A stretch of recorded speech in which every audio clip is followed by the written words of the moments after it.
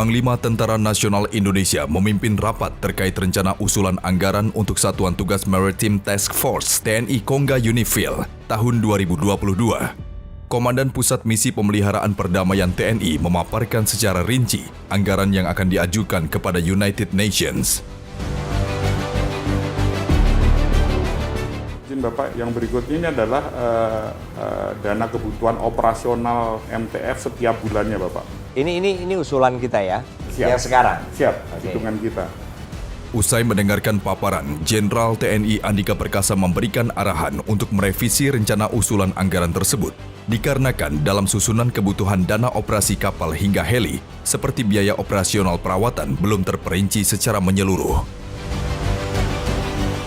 Kalau kapal ini yang kita bahas ini, dari UN-nya pasti di breakdown benar seperti ini. Tertib kalau dia.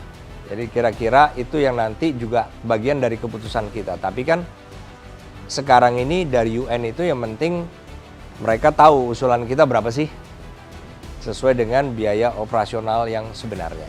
Karena kita ini akan mengusulkan. Kita mengusulkannya ada juga yang belum masuk di sini Mas. Di luar ini tadi setiap 25 jam terbang ada periodic inspection.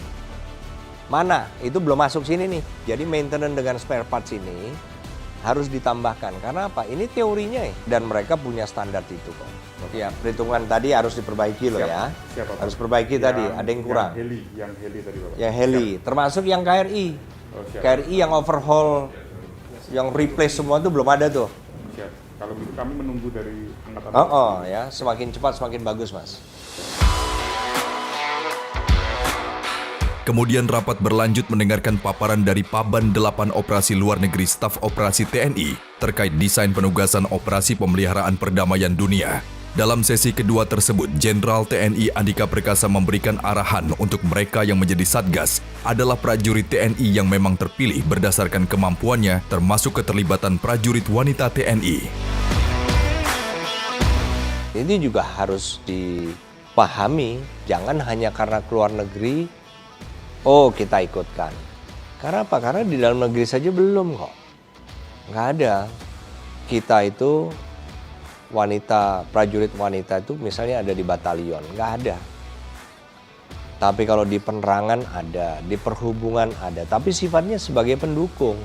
Apalagi yang gerak cepat tadi. Harusnya batalion yang baru pulang dari penugasan di dalam negeri. Betul? Gerak cepat ini kan yang berprestasi, ada yang dari Papua atau Papua Barat. Jangan kemudian ada unsur yang nggak terlatih, nggak pernah melakukan tugas itu di sini, dan itu akhirnya akan membuat Satgas kita menjadi tidak optimal.